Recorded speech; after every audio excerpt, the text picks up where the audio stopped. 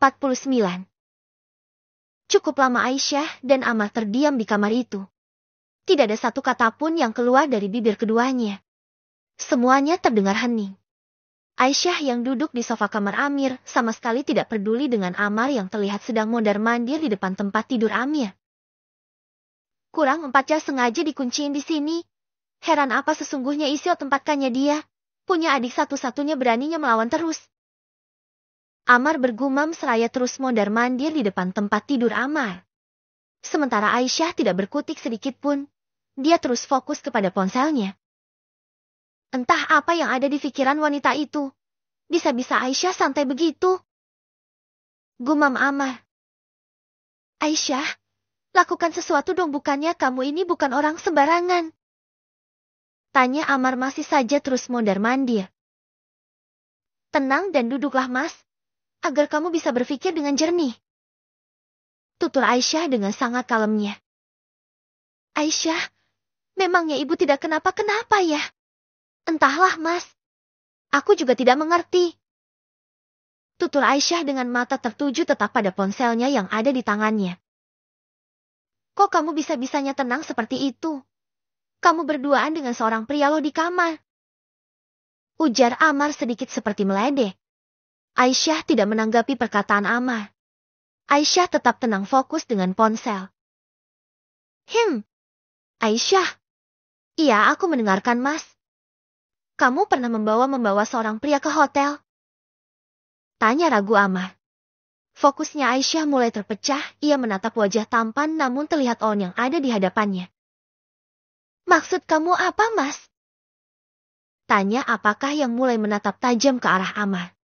Ammar yang baru pertama kali ditatap seperti itu oleh Aisyah merasa gugup. Begini, bagaimana ya menjelaskannya? Ujar Ammar nampak keraguan di wajahnya. Katakan saja yang ingin kamu katakan mas. Ucap Aisyah. Kedua sorot mata indah itu menatap tajam ke arah Ammar yang duduk dengan wajah tanpa dosanya. Kamu dan aku pernah di hotel Mimekaku kan? Stop mas. Itu semua cuma kesalahan saja.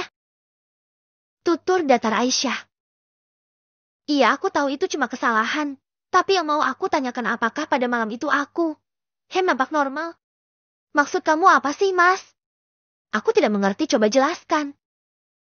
Ucap Aisyah kali ini, kedua mata Aisyah melihat fokus ke arah Ammar yang duduk di pinggiran tempat tidur. Begini Aisyah, sejujurnya aku mempunyai kelainan, kamu tahu aku itu. Tidak dapat simpati, kamu tahu itu kan? Aisyah menggeleng tidak mengerti dan terus saja memperhatikan gerak-gerik Ammar yang nampak salah tingkah. Aduh, gimana ya jelasinnya, maksudnya adalah bahwa kemungkinan aku itu kemungkinannya sangat kecil aku bisa membuat wanita 4M. Jadi maksud kamu aku 4M, anak pria lain. Terserah mas saja mau berpikiran seperti apa. Selain aku buruk rupa, apalagi sih yang pantas untukku? Tidak ada. Jadi terserah kamu mau menganggap apa tentang diriku, aku tidak peduli. Jelas Aisyah. Maka dari itu aku ingin memastikan semuanya. Jadi aku mau tes DNA bayi yang ada di perut kamu Aisyah. Aisyah menyeringai. Tatapan matanya sungguh mengisyaratkan kekecewaan yang teramat mendalam terhadap Ammar. Sekali lagi terserah kamu mau menganggap aku apa dan bagaimana, jadi untuk apa tes DNA? Tegas Aisyah. Tiba-tiba saja pintu terbuka. Terlihat selain ada ibu dan Amir juga terlihat dua bodyguardnya Aisyah. Dengan langkah yang tegas Aisyah berjalan keluar dari kamar. Tanpa menoleh lagi ke arah Amir, ibu maupun Ammar. Aisyah pergi dengan diikuti kedua bodyguardnya. Rupanya Aisyah sedari tadi saling berhubungan dengan kedua bodyguardnya lewat telepon selular. Ibu sudah tidak tahu lagi harus bagaimana menghadapi kamu. Ujar ibu dengan sangat kecewa terhadap Ammar. Ibu pun pergi ke kamarnya dengan meninggalkan Ammar dan Amir. Apalagi yang lu katakan sih sama Mbak Aisyah? Sekarang terserah lu aja. Sudah susah payah juga. Minggir! Gerutu Amir dengan kemudian mendorong Amir keluar dari kamar tersebut. Salah lagi kan gue? Gerutu Ammar. Ammar pun terdiam lalu akhirnya pergi meninggalkan kediamannya menuju ke rumah sakit kembali. Sepanjang perjalanan menuju rumahnya Aisyah tidak hentinya berderai air mata. Mengingat semua perkataannya Amar yang secara tidak langsung menuduhnya hamil dengan pria lain. Sarah dijemput Amar pulang ke rumah ibunya. Karena Sarah diharuskan untuk berdress. Namun ibu tidak menyukai jika Sarah dibawa pulang ke rumahnya. Ibu tidak mau tahu, pokoknya begitu dia sehat, kamu harus membawa dia pergi keluar dari rumah ini. Jelas ibu sewaktu Amar menutup pintu kamarnya. Iya, Bu. Amar tahu. Lagi pula, kenapa kamu jual apartemen kamu? Apartemennya sudah tidak aman, Bu. Makanya Amar jual. Ya sudah, pokoknya 1 minggu dia sehat. Dia harus keluar dari rumah ini, terserah mau ngontrak atau kamu mau membeli rumah, ibu tidak mau tahu. Iya, Bu. Amar mengerti. Amar pamit mau ke kantor dulu, Bu. Ya, pergilah. Amar pun pergi ke kantor. Ini adalah hari pertama Amar kerja di perusahaan miliknya, namun kekuasaan ada di tangan Aisyah. Ibu belum tahu perihal kebangkrutan perusahaan, jadi terpaksa Amar tetap masuk ke kantor, walau kini dia cuma karyawan kantor biasa. Nenek lampir itu tidak menyukaiku tinggal di sini. Terserah dia saja, aku si bodoh amat. Tok, tok.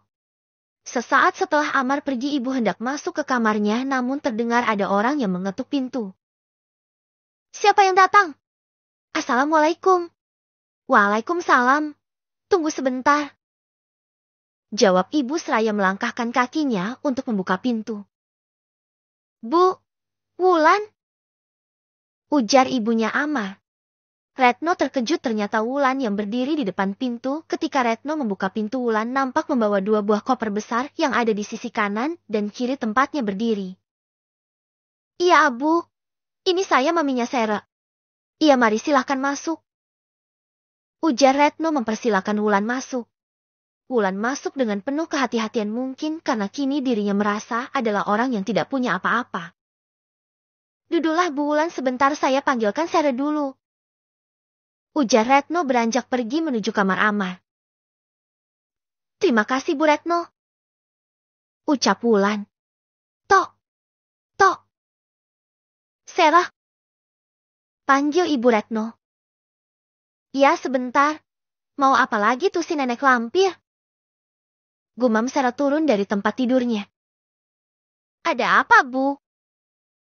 Ketus Sarah ketika membukakan pintu. Ada tamu.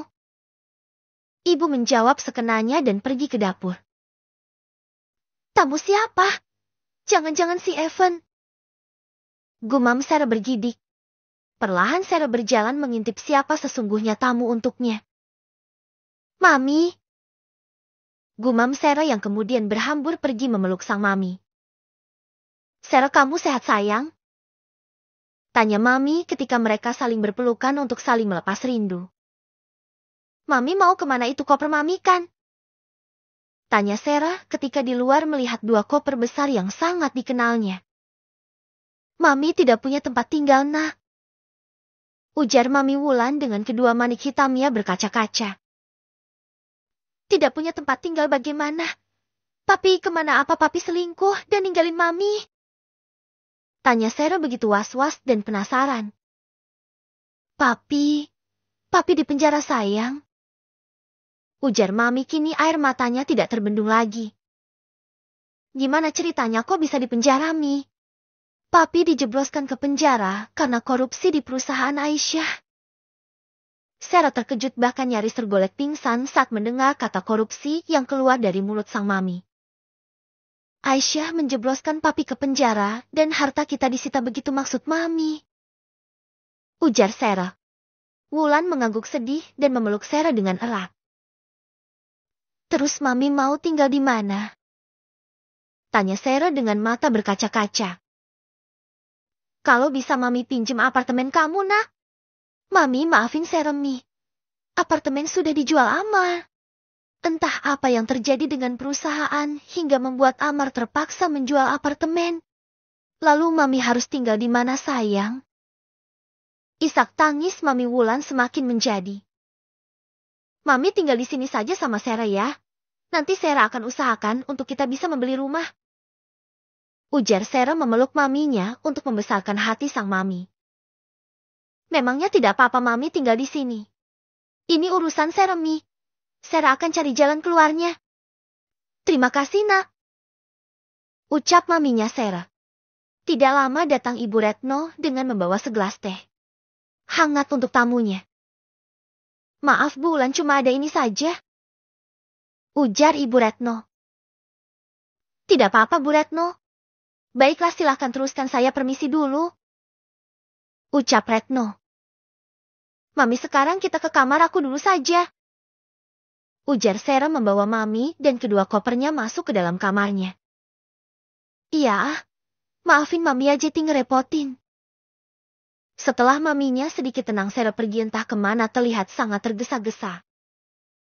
Mau kemana anak itu? Maminya ditinggal sendirian, gumam Retno yang melihat kepergian Sarah. Tok, tok. Assalamualaikum. Waalaikumsalam. Sarah, tumben datang, ada apa nih? Masuk, ujar Titan, salah satu sahabat Evan. Gue H4M, El. El anak Evan? Tanya Titan. Iya, anak dia, gak mungkin juga anak suami gue. Gue hubungi ponselnya Evan gak diangkat, gue mau tanya di mana si Evan sekarang. Lu emang gak tahu, si Evan udah mati, dia udah seminggu yang lalu. Astaga, terus gue gimana? Gue mau minta pertanggungjawaban dari dia, ucap lemah Sarah. Minta saja sana ke akhirat. Gila aja minta tanggung jawab sama orang yang udah metong, ujar ketus Titan. Oke, makasih ya. Gue pergi dulu, ucap Sarah. Terus lu sekarang mau kemana, Sar? Tanya Titan. Sarah tidak menjawab, malah pergi begitu saja meninggalkan Titan. Kasihan si Sarah. Lagi pula sudah punya suami, bukannya jadi istri yang baik di rumah ini, malah ikut kumpul-kumpul sama kita-kita yang belum berkeluarga, kurang kuat pendirian mah ya begitu itu. Gumam Titan menatap punggung Sarah yang kian menjauh pergi. Sarah berjalan dengan sejuta penyesalan di hatinya. Hatinya hancur berkeping-keping manakala melihat maminya luntang-lantung tidak punya tempat tinggal, sedangkan sang papi meringkuk di jeruji besi.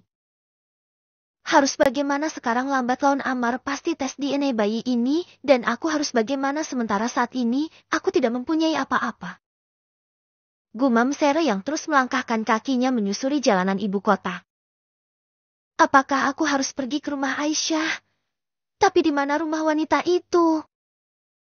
Gumam Sarah.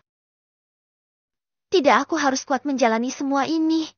Aku akan berubah jadi istri yang baik untuk Amar. Aku harus mengumpulkan uang terlebih dahulu, uang yang akan aku pinta dari Amar.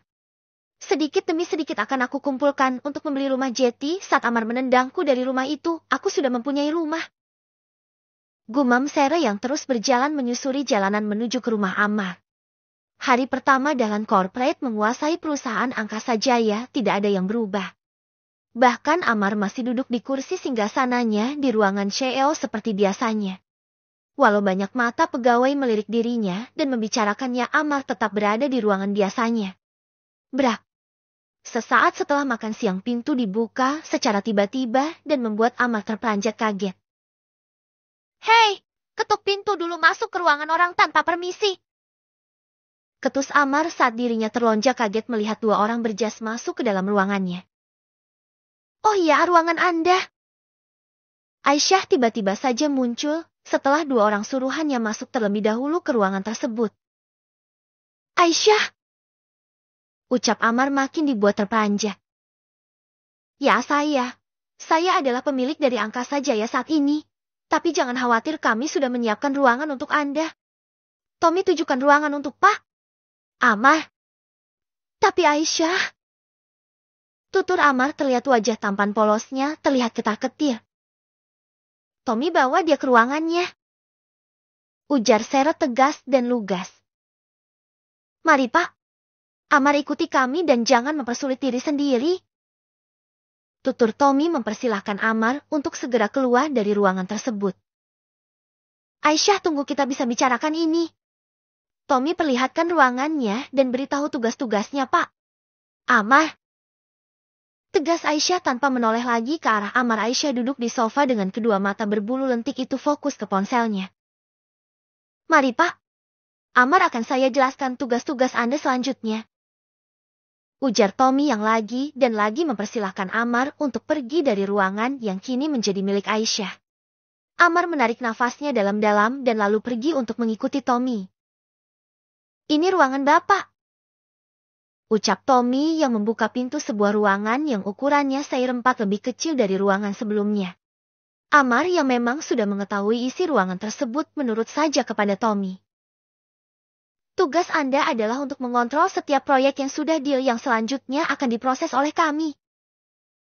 Ujar Tommy. Baiklah, terima kasih, silakan Anda pergi dari ruangan saya. Ujar Amar. Baik, jika Anda ada kendala boleh Anda menghubungi Bram, kini Bram adalah atasan yang membawahi Anda. Tegas Tommy. Oke, sudah cukup penjelasannya, pergilah. Tegas Amar dengan wajah kesalnya. Amar mengusir Tommy dari ruangan tersebut. Baiklah, saya permisi dan selamat bekerja. Ujar Tommy yang kemudian pergi dari ruangan Amar dengan tersenyum. Dasar si Tommy, pasti dia disuruh Aisyah makanya dia seperti itu, dan Bram kenapa juga harus dia yang membawahiku, gumam Amar kesal. Next. Bab ke-50. Baiklah, saya